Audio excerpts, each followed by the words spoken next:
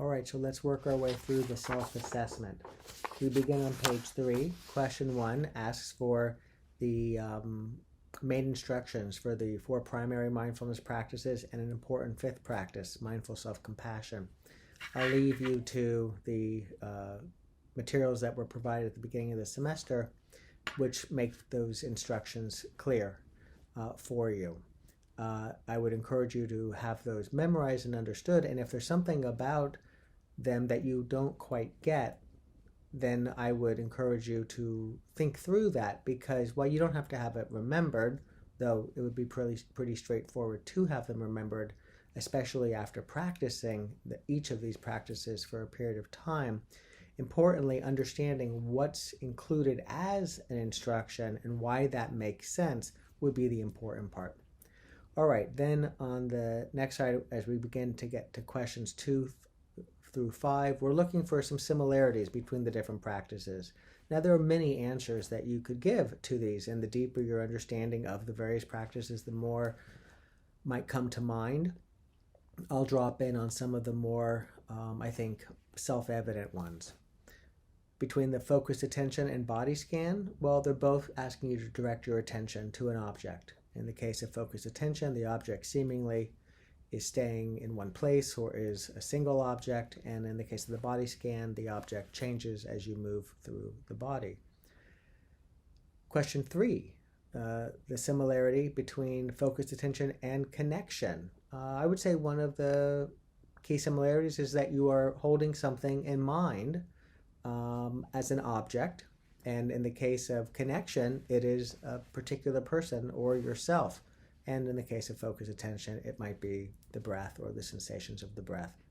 So something is being held in, being brought into awareness, and you're holding your attention on it.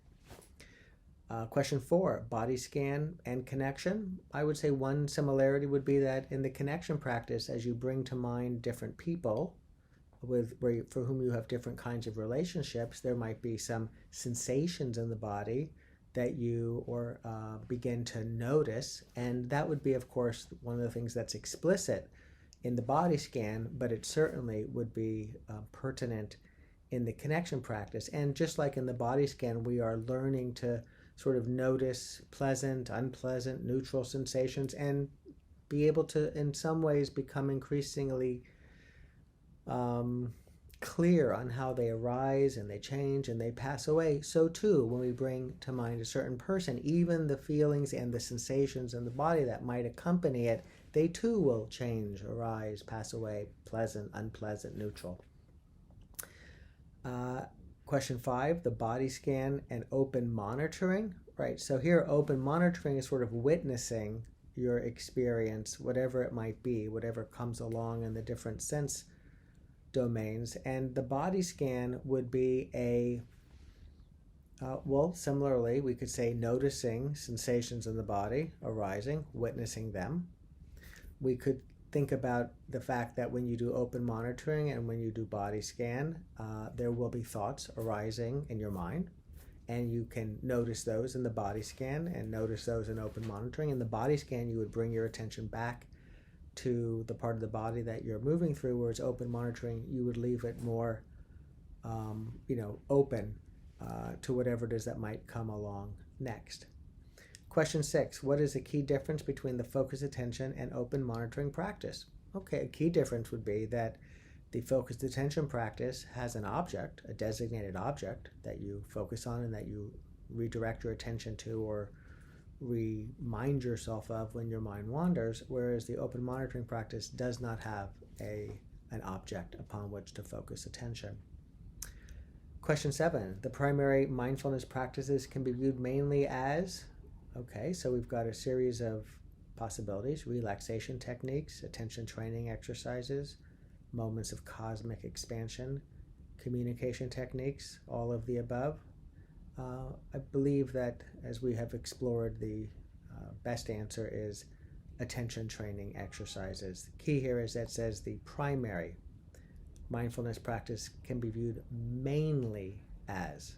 If it didn't have the word mainly, then we might tap into a couple of others, not the least of which would be relaxation techniques.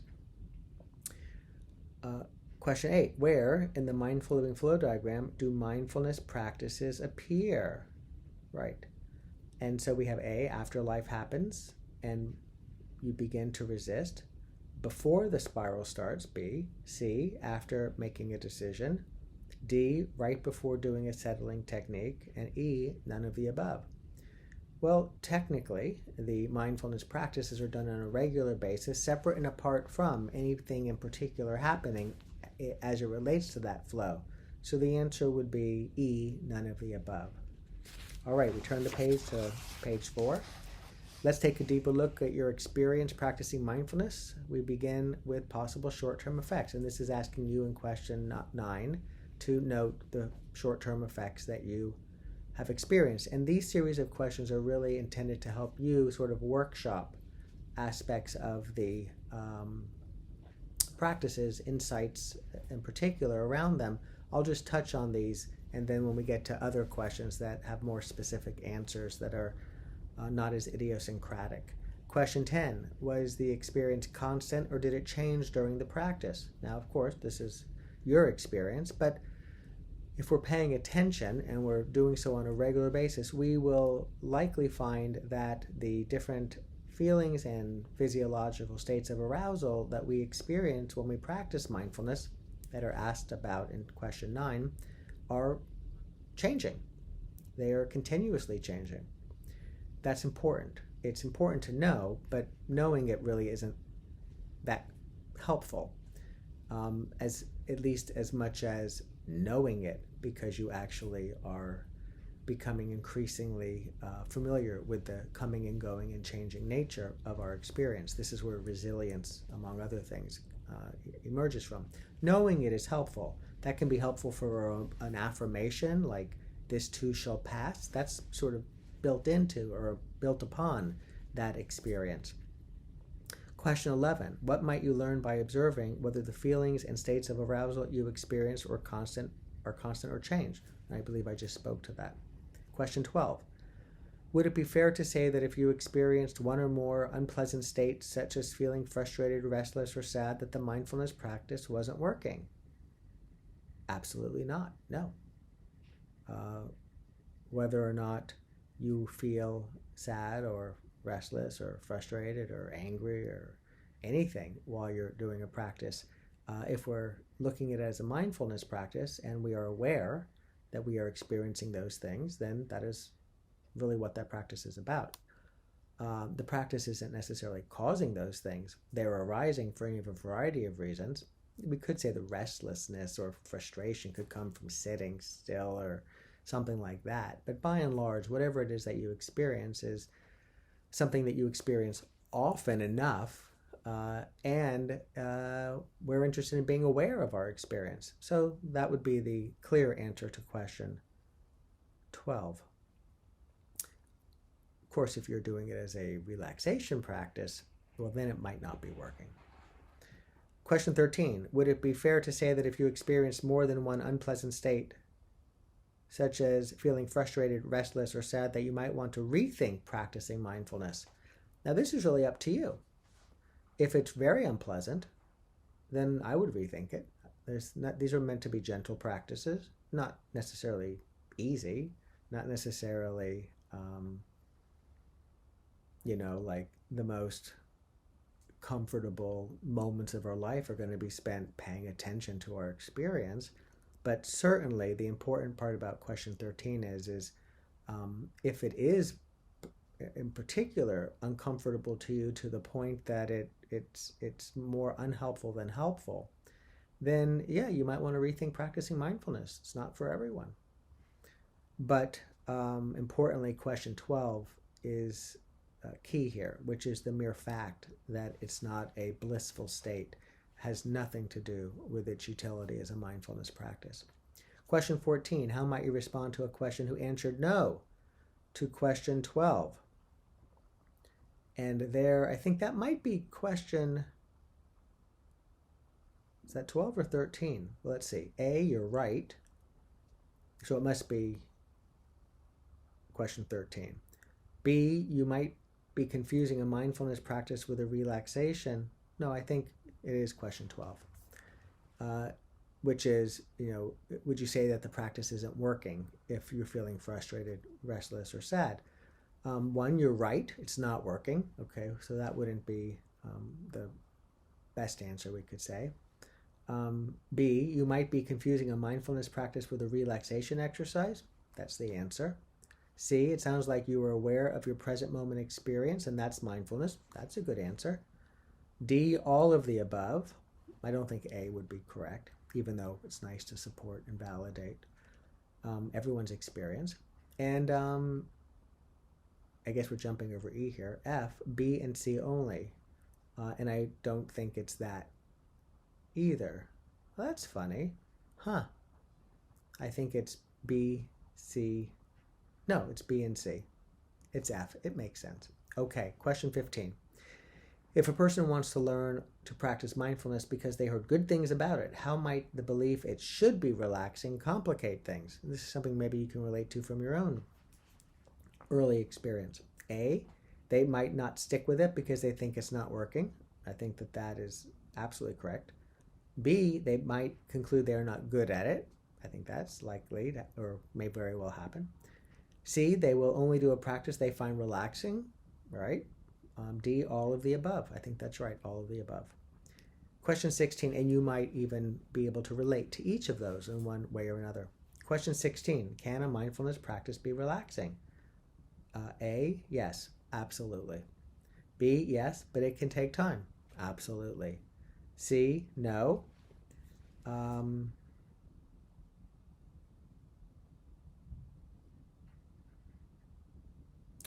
I would say that's interesting, the way I'm looking at the way it's phrased.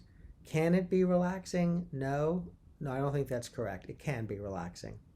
And D, A and B. So D would be the answer. Question 17. If you're going to select just one mindfulness practice for the long term, is it okay for it to be one you find relaxing? Of course. In fact, I would say that whatever mindfulness practice you likely, zero in on as one that you'll do more regularly than others, it should have a relaxing component to it.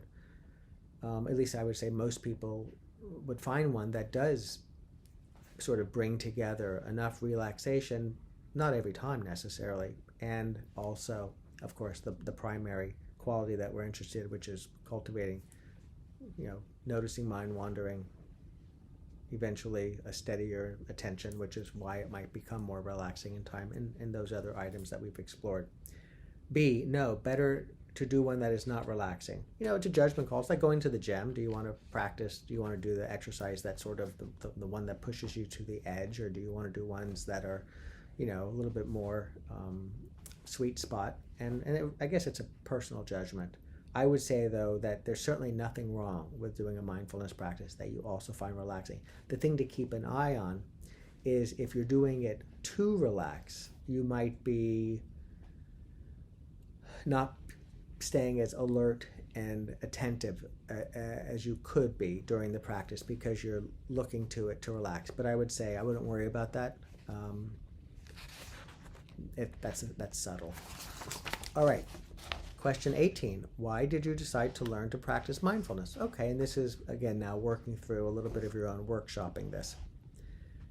Question 19, separate and apart from feeling a certain way during a mindfulness practice, you may have found that you experienced moments of greater present moment awareness. And if so, what have you observed? And this is really asking you to begin to identify for yourself and see perhaps more clearly than before even what it is that you would identify as moments, what you observe during moments of greater present moment awareness.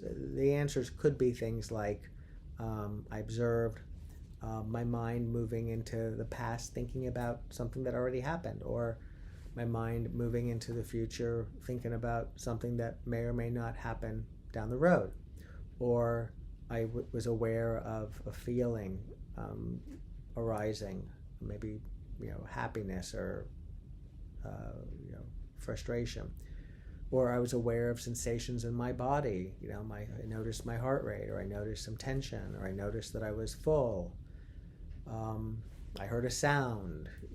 That would be things that are arising in the present moment and being aware of them.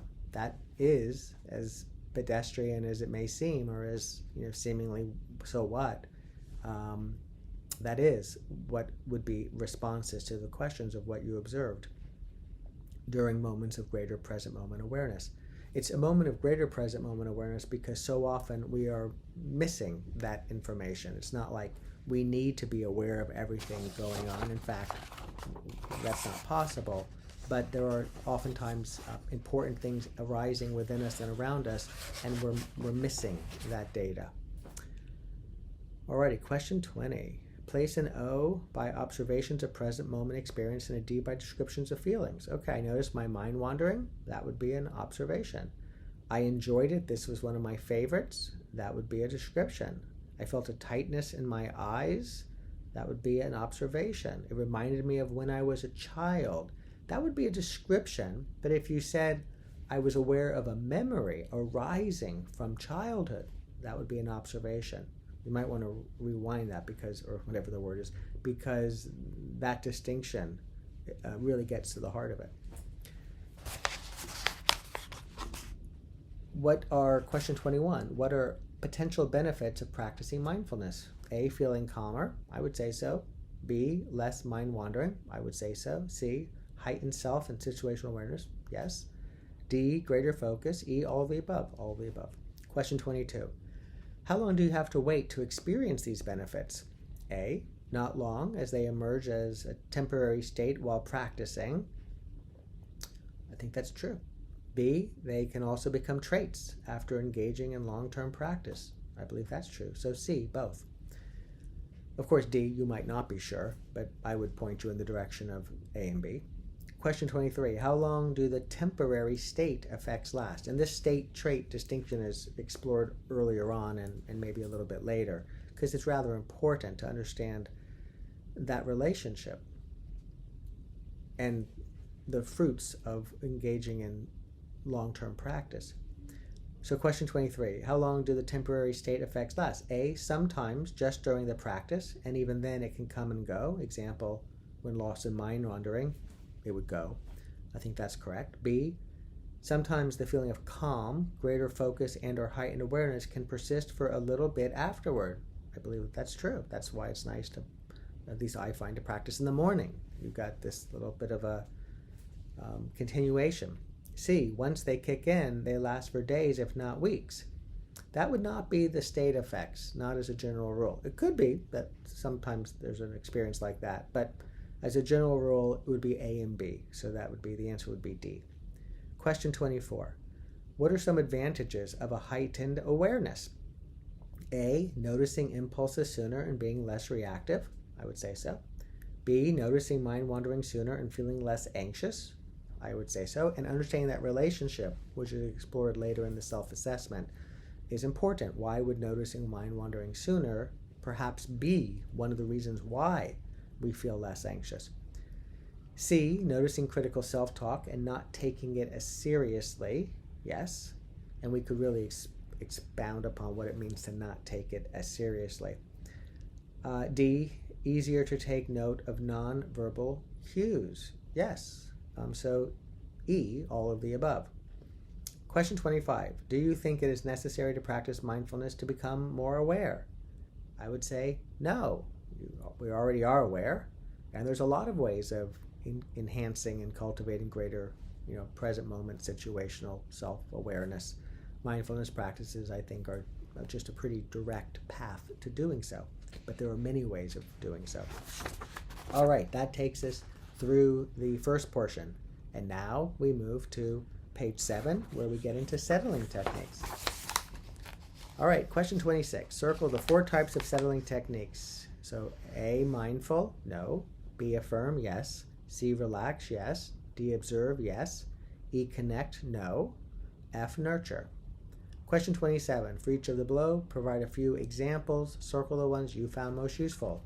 And I'll refer you to the materials that were passed out in class and also that you can find in the book.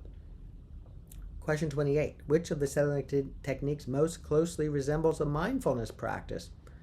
Now, this could be answered in different ways depending upon how nuanced your response would be, but the most immediate and direct and obvious answer is the observe techniques, the observe settling techniques.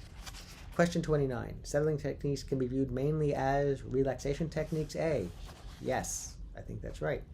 B. Attention training exercises. Well, they can serve that purpose, but not mainly as. C. Moments of cosmic expansion. No, maybe for you, whatever that means. And D. Communication techniques. Okay, so certainly could enhance them, but that's not what they're mainly for. They're mainly relaxation techniques. Question 30. Which two mindfulness practices does the drop the story feel the energy most clearly draw from, and why? This is a really great practice, technique, practice in some ways. And it's most like the, well, what do you think? It's interesting. Focused attention. Well, you're dropping the story, so you have to notice that you're having a thought like, oh my God, this will never get done. I'll never finish this. Okay, so that's not a particularly great, helpful thought to have most of the time that we might have it. So we certainly have to notice it. Our attention would have to notice it to be able to drop it. And the way we drop it really is it just gets dropped when we turn our attention and we notice the sensations in the body, feel the energy. So it has an attention piece, but it's not a focused attention practice. It has an open monitoring piece because you sort of have to be aware of the story, but it's a body scan, I think. We are feeling the energy, and that's really turning our attention more to the sensations of the body. It's not scanning as much as it is noticing, which is, part of that, what we learn and develop through that practice. So I think B is the better answer, but you could sort of make a case for all of them. Question 31. What does D&I stand for? Do it now? No. Do not interrupt? Yes. And distract, notice, investigate? No. Question 32. DNA is a mindfulness practice? Yes. Listening technique? Yes. Both. It's both. And understanding that distinction is a very important one. A, it's a practice because you're observing and noticing what arises when we are engaging in the instruction of not interrupting. That's a practice. Whether or not you interrupt is irrelevant. The practice is, in fact, if you interrupt and you notice you're interrupting, you're still practicing. And then as a listening technique, it is designed to say, don't interrupt, and just regardless of how aware you are, which is likely to emerge, but even if it doesn't, you're likely to, perhaps get more of the information that is being communicated. Question 33. What does the acronym STOP stand for? Okay, S stands for stop, or pause, or sit, stand, but it's a pause, it's a stop. T, take a breath, and really aware of the breath you're taking. O, observe, and P, then proceed. And that stop really can hold all of the practices in it. All of the practices technically begin with a stopping or pausing, conclude with a proceeding, and have taking a breath, aware of the breath, and really the O as the heart of all the practices, with just different things that we're observing and or attending to. All right, question 34. How do box breathing and triangle breathing differ from line breathing? A, they are more geometrically precise. No. They take longer. No. They involve breath holds. Yes. So even if you inhale and exhale, there's a little bit of a breath hold there that just can't be avoided, but it's really small. And the big difference is that the triangle and box breathing involve holding the breath oftentimes for the same duration that you're inhaling and that you're exhaling. Question 35. Which type of triangle breathing practice did Dr. Andrew Wall recommend to patients who experience anxiety? 478B. Question 36. What type of mindfulness practice is mindful walking? Okay, if you're walking and you're focusing your attention on the footsteps or the feel of your feet, making contact with the ground, or you're maybe noting to yourself left, right, that's a focused attention type of practice. And if your mind wanders, you come back to. So it's focused attention. B, body scan. You could be walking and really noticing the sensations in your body. So it could be a body scan practice, not necessarily scanning through, but noticing. C, open monitoring. Absolutely. You could be walking and really just sort of looking around and taking it in. D, connection. You might be seeing people and wishing may you be happy or offering it to yourself. So it has a connection quality to it. So, and then it says 3 of the above. That's interesting. Well, I would say definitely 3 of the above, and I would say 4 of the above. All right, but probably focused attention, body scan, open monitoring would be the main ones. Question 37, what does the acronym in the mindfulness practice RAIN stand for? Okay, that's a really important, very useful practice. Can be done in short doses. Realize, appreciate, inspire, notice. Those sound good, but nope. Recognize, allow, investigate, nurture. Yes, I would say so. Recognize, accept, investigate, nurture. It's a variation on that. Recognize, allow, investigate, and notice. No, it's B. Question 38. List 3 affirmations that you could find useful. That's for you. Question 39. Where in the mindful living flow diagram are practicing one or more settling techniques suggested? Before life happens, after life happens, after experiencing resistance when life happens, after making a decision, or settling techniques are not part of the mindful living flow. Well, they definitely are a part of the mindful living flow. So, technically we would say the rigid, strict answer is C, after experiencing resistance when life happens, so that you can reduce sort of that amount of resisting. But I would also say that you can do it before life happens, right? Before, arguably if life is always happening, but if we think of life happening as like, oh, somebody cuts us off in traffic, well, it'd be nice to practice this settling technique just as an inoculate on a regular basis, just to do so. So it could be before life happens. It certainly could be as life happens, you realize it, and the sooner you realize it, you just naturally might do something or think something to steady yourself. And what is the primary purpose of a settling technique? Question 40. To feel better after an acute stressor kicks in. I would say so. To become more skilled at practicing mindfulness? No. It might relate, but no. To help others feel less stressed? Well, the less stressed you are, the less stressed others around you might be, but no, that's not its primary purpose. To become more mindful? No. 2 of the above. Well, we could find a couple there that we could apply, but I would say the answer is A, to feel better after an acute stressor kicks in. Acute meaning, something happens and boom. Question 41. What is a present moment pivot? A, a brief opportunity to steady attention and cultivate awareness? Yes. The same thing as a sandwich practice? No. Sandwich practice would be 3, roughly, approximately 3, could be more or less, but 3 different practices put together. Those could be a present moment pivot. From a big picture sense, when you do the sandwich practice, you're pivoting to be a little bit more present. C, an informal mindfulness practice. Well, an informal mindfulness practice like stop could be a present moment pivot. D, an opportunity to relax. Could be that. Potentially 3 of the above. I wonder why I don't just say 4 of the above. I guess it's because B, the same thing as a sandwich practice. It's not the same thing as a sandwich practice, but a sandwich practice could be a present moment pivot. So I guess it's potentially 3 of the above, and that would be A, C, and D. Question 42. What is a present moment pivot point? A, it's the point of doing a present moment pivot. No. B, a place you designate to pause when you do a present moment pivot. Yes. And C, a place you can only locate deep within. No, it's B. Hopefully by now you all have realized that there's nothing mystical, special, esoteric about practicing mindfulness. I think there are places deep within that we can access and locate, and I think that can be very wonderful and powerful and useful, but the mindfulness practices are not, we're not trying to get somewhere. Question 43. How long is a present moment pivot practice? 6 seconds, 10 seconds, 30 seconds, 1 minute, up to you, all the above. Yep. Question 44. Which of the following can be considered a present moment pivot? Stop practice? Sure. Box breathing while in class? Sure. Line breathing while talking with someone? Sure. All of the above? Yes. And many more.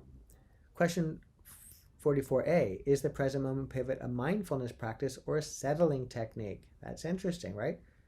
A mindfulness practice? Sure, it absolutely could be a mindfulness practice. B, settling technique? Sure, it could be a settling technique. So C, both. Question 44, I mean, partly it's what your orientation, what you choose for it to be, but it could be either and or both at the same time. Question 44B, if the present moment pivot were a settling technique, which is it? Relax, observe, nurture, affirm. It could be more than one.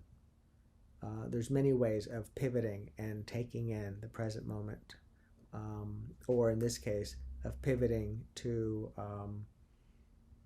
feel more relaxed. And each of those settling techniques can help us do that. You may find that one, does it for you more than the others, and within a particular type of technique, one particular technique within that type, like relax or affirm, would do that for you. Question 45, what is a sandwich practice? A type of mindful eating practice? No. B, a practice that can be segmented into more than one part? Yes. And, the way I try to share it with you all, and the reason I named it sandwich practice, 3 parts. C, to become more comfortable carving out a longer period of time to practice. Yes, that I think is one of the intentions, why it is that I share it with you all. Question 46. What is the purpose of developing a sandwich practice? A, to create your own practice, one that works well for you. Yes. B, to be able to eat while practicing mindfulness. No, but you can eat while practicing mindfulness. C, to be more comfortable carving out a longer period of time to practice. Yes. It's sort of like a repeat from question 45. D, to bring together practice and techniques that offer you a meaningful period of solitude. Yes. All right, this brings us to mindfulness, practicing mindfulness, a path and a destination. And this is where I really will, I think, leave it to you. I'll touch on these, but really this is meant to be guiding you through deeper understanding or reinforcing what we've learned. And it begins with attention and awareness. So I am going to leave this to you. If you have any questions about your answers and what you, whether or not you sort of got it right in that sense of that word, feel free to reach out to me. We'll look at question 54 though, because I think that could be helpful. And I guess we could look at question. Well, you know what? I'm going to go back. I'm going to touch on these because maybe it'll be helpful too. So question 47 is asking you about your understanding of the relationship between attention and awareness. And, I'll leave that to you because that's really just asking you for what it is for you. Question 48, what are you paying attention to at this very moment? Well, if you're watching this, then you're paying attention to me talking to you, presumably. If you were reading this and writing it down, you would write down the words you were reading, the sentence, the question. Question 49, what are you aware of at this very moment that you are not paying attention to? Okay, so if you're reading this, pretty much everything else, right? Everything around you is something you're not paying attention to, because we really can only pay attention to one thing at a time. So therefore, everything else would be what we're not. Question 50, what happens to your attention when you become aware of something in the environment, like the sound of a person entering the room? Well, you might be reading something and then you become aware of all the things that are happening, like the sound of a person entering the room. You become, we could say, aware of that. And what that would mean is, in all likelihood, your attention shifted, at least for a few moments, and you took in that data. Question 51, in general, are you aware of what you are attending to? Okay, so now here it's getting a little bit like, oh my gosh, this can get complicated. So are you aware of what you are attending to? If you're paying attention to a word that you're reading, are you aware of it? Yes. So you are aware of what you're paying attention to. About how often does research suggest the mind wanders during the day? About 50% of the time. Of course, different for different people, and certainly even for the same person, it will vary. Question 53, which is developed by practicing focused attention? awareness or attention. And really what's developed is awareness, right? We're developing our ability to be aware of, among other things, mind wandering. But attention also does tend to become a little bit more refined. There are other types of meditative practices that really can be privileging attention as the primary objective. Okay, now we've got the question 54. Place the letters of each capacity under the metaphor it best represents. So I'll identify what I would have put by the flashlight of attention. Placing your attention where you choose. A. D. Redirecting attention when you notice your mind wandered. F. Remembering what you had for lunch yesterday. G. Hearing a sound outside at night. H. Reading a footnote in a law review article. That F, remembering what you had for lunch yesterday, might put that into awareness. I would put also in B, noticing when your attention wanders. C, realizing you are feeling angry. E, stopping yourself from interrupting someone. Alrighty. Question 55. Metaphorically, and possibly physically, the flashlight of attention and light bulb of awareness are powered by the same energy source. This is discussed in, I think, chapter 5. One of the reasons is because wouldn't it be nice if we can actually have it where that energy source is enriched, so that both our capacity to pay attention and be aware and how they work together can be brought to a more optimal level or heightened level. What are some factors that might help keep them well-powered over a long study session, client meeting, or test? So, I think they're all pretty good, right? Being well-rested, eating well, practicing self-care, exercising, practicing mindfulness, all of the above. Let's review some of the benefits of a well-powered flashlight and light bulb. So question 56. What would we place an X by that are likely to be strong when the flashlight of attention is well-powered? Focus and concentration, well-being, comprehension, memory, emotional regulation, self-awareness, detecting mind wandering, problem-solving, decision-making. I would put an X by all of them. Question 57. Will a well-powered flashlight of attention eliminate mind wandering? No. Question 58. Place an X by the items that are likely to be strong when the light bulb of awareness is bright. And again, it would be all of those. Question 59. Will a well-powered light bulb of awareness eliminate mind wandering? No, because the mind will wander, but it will perhaps shorten its duration, and that might actually be the prize. Question 60. Draw lines connecting each metaphor with what it best represents. So the flashlight and the light bulb. So I would say flashlight goes to attention. I would draw lines from each to all of them. I wonder what I was thinking when I crafted this. Did I think about it separately? I mean, flashlight would say attention, light bulb would say awareness. So those would be, lines that we would draw. Oh, I guess that's what it is. Flashlight goes to attention, light bulb goes to awareness. Does the flashlight go to engagement? Sure. Relaxation? Sure. Performance? Sure. Obviously, when our attention is strengthened or stronger or steadier, those will benefit as well. But attention is the primary one. And the more aware we are, the more those will benefit too. All right, moving on to page 14. The awareness advantage, and then to 15. Now this is where I think that you will learn a lot. So I think that if you look through pages 15 and 16, you will it will put together things that we've been exploring, maybe at a refined level of insight, or it'll reinforce what you already know, or if you're confused by it, be good to sort of follow up on that. And then on page 17, we've got the ability for you to look and compare practicing mindfulness, studying in the library, and the nature of our attention and awareness And I hope you find this to be informative and helpful also. The page after that, the everyday consequences of greater mindfulness during the task at hand.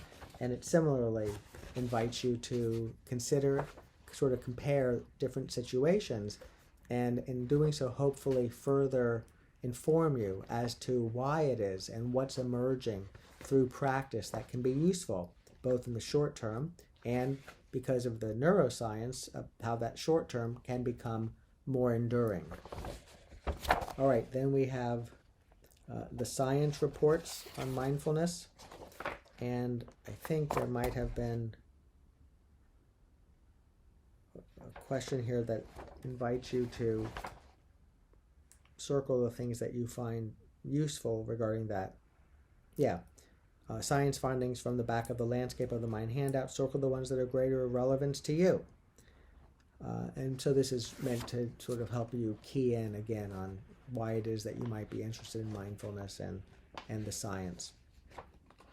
And you might also want to read up on some of these. The Science Daily that they come from, a website, are one-page write-ups that are relatively easy to follow and understand. All right, and now, page 20, cultivating greater mindfulness over time. For each of the following questions, what are your thoughts on how practicing mindfulness might? Question 65. This is really meant to help you put together in a way that really cuts to the chase of the fundamentals to how practicing mindfulness can be useful. So, what are your thoughts on how practicing mindfulness might tone down the volume of distractions? A, by noticing sooner when the mind becomes distracted. Yes. By not noticing things arising in the environment.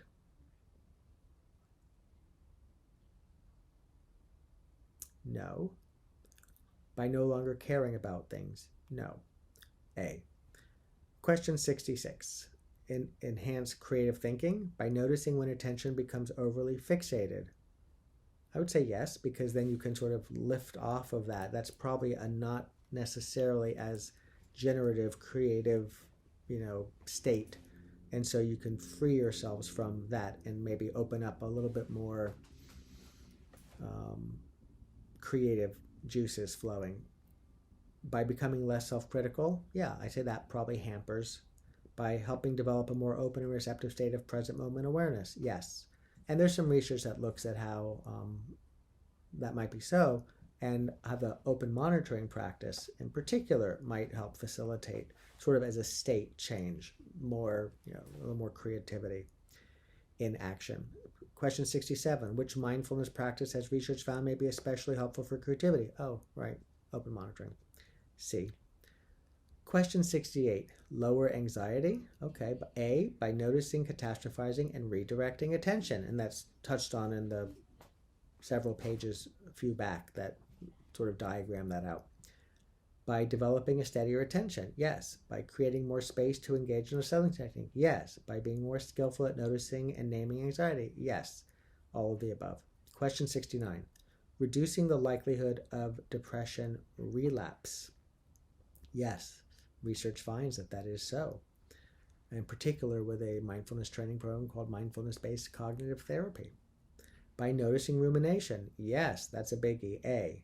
By becoming less self-critical, by noticing self-critical self-judgments, by being more skilled at noticing and replacing unhelpful self-talk with more affirming and true statements.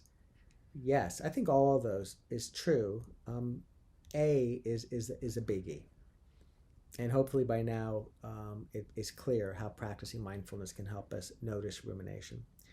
Question 70, improve sleep. By toning down distracted thinking during the day and coming to bed with less mental chatter. Yeah, that's sort of like preventative. B, by noticing the activity of a restless or anxious mind and redirecting attention to the body or doing a PMP. Yep, that would be sort of in the moment. C, by doing a mindfulness practice like the body scan to redirect attention to the body and steadying attention and emotions. Yep. D, all of the above. And we could add a lot to that. All right. Now turning to page 22. This sort of builds on the previous diagramming and of the nature of mind wandering and how mindfulness can be helpful. And so I don't believe that I need that this is more for you, but I'll just touch on them. Have you ever experienced a feeling that has not followed this path of change, etc.? And so that's for you, but if you really pay close attention, I think when we're feeling emotional states and feelings that are upon us, whether they're really delightful or unhelpful, in the sense that they're difficult, they change. They have much more of a subtle form than we tend to think. Question 72. When you practice open monitoring, what might you observe? Thoughts, yes. Feelings, yes. Body sensations, yes. Images, yes. All the above. Question 73. What is the primary instruction for when you observe something arising in the field of awareness while practicing open monitoring? Continuing to witness whatever arises next, or observe it for a while. So the idea is here's something coming along, and you could sort of observe it, especially if it's there. Like if there's a sound of something that's come along, maybe birds, chirping or something, you can notice it. Now, in some ways, you're now focusing your attention on it, but it's not a focused attention practice because it's not about coming back to that when your mind wanders. It's just that it's arisen, your attention you've been drawn to it, and you're noticing it. Or you just sort of stay witnessing and something else comes along and you notice that. So B or C. Question 74. When one becomes more expert at practicing open monitoring, will their mind still wander? A, yes. It is the nature of the mind to wander. B, yes, but only for a split second. I think that's a tall order, but less and less and less. Because the more you know, the quicker you notice that your mind has wandered, in that moment it actually has stopped wandering. And so if you notice it a split second after it starts, then there you have it. Question 75. What can be helpful to do if your attention is scattered and frequently getting lost in mind wandering, or you begin to feel agitated while practicing open monitoring? Well, you could keep practicing, witnessing whatever arises. You could shift to a breath-focused relaxation technique. That could be helpful. So you're changing up the practice, and you have that ability because you understand this. C, direct focus to an object such as the breath. You could focus on something in particular. Or D, stop practicing. All of those could be helpful, and you'd be the best judge. And then we have a look at what I think will also be informative, building on the previous set of diagrams. And that brings us to our closing set of questions. Yep. Question 76. How might noticing the arising of a worrisome thought help you self-regulate emotions? By interrupting the thought stream, a worrisome story stops being told. Yep. B, you distract yourself from your problems. No. C, you are able to redirect your attention. Yes. A and C. Distracting yourself from your problems, or distracting yourself from something that is, causing you distress, which is probably where your mind, when you're thinking about something, that's probably the thing that's contributing to that. Certainly, whatever gets you through the night, right? Whatever is helpful. But one of the reasons why noticing the arising of a worrisome thought is helpful is A and C. Question 77. What are some of the choices you have when you interrupt a thought stream? Well, you have a lot of choices, right? Because in that moment you've become aware of the thought stream, and so now you have a little space to make a decision. A, practice a settling technique. That could be good. B, return to the task at hand. That could be good. C, investigate the thought. That could be good. These are different ways, right? And you sort of can decide in that moment what's most useful, beneficial, constructive to you. And you have that ability because you're aware. And the more you practice these different things to do in those moments, the easier it will be for you to do just that. Question 78. What are some of the settling techniques that might be helpful when you interrupt a thought stream? And it really is all of them. You can affirm. You can generate a more accurate and optimistic thought. Relax. You can take a few slower, deeper breaths. nurture, you can exercise, get a massage, or call a good friend. And you could observe. But A, B, or C are the ones that are most likely to be what we would likely do. And it's all the above. Of course, for you, it might be one of those in particular, and that would be your answer, and that would be right. Question 79, we've got 3 to go. What settling technique does open monitoring most resemble? Observe, D. Question 80, how might practicing open monitoring on a regular basis be of benefit during times when you are experiencing an agitated emotion? A, you observe the arising of the feeling sooner, yes. You are better able to hold your attention steady as the emotion takes hold, yes. You are better able to more comfortably bear the unpleasant feeling and decisions, yes. Your ability to more comfortably bear the experience can reduce its intensity and duration, yes, all the above. Now you might have it where in your experience, given where you are in practicing it, that one of these sort of jumps out as the more as the answer for you. Question 81, last question. How might practicing focused attention contribute to the beneficial shift addressed in the question above? Which is, at times you're experiencing an agitated emotion. A, you are so focused you never notice the feeling in the first place. I think technically I'd say that's true. I don't know if that's what I intended when I wrote this. You are so focused you never notice the feeling in the first place. How might practicing focused attention contribute to the beneficial shift? I don't know that we call that contributing to a beneficial shift, but yes, you can be so focused that there's feelings that you're having because of this or that, and you're not aware that you're having them.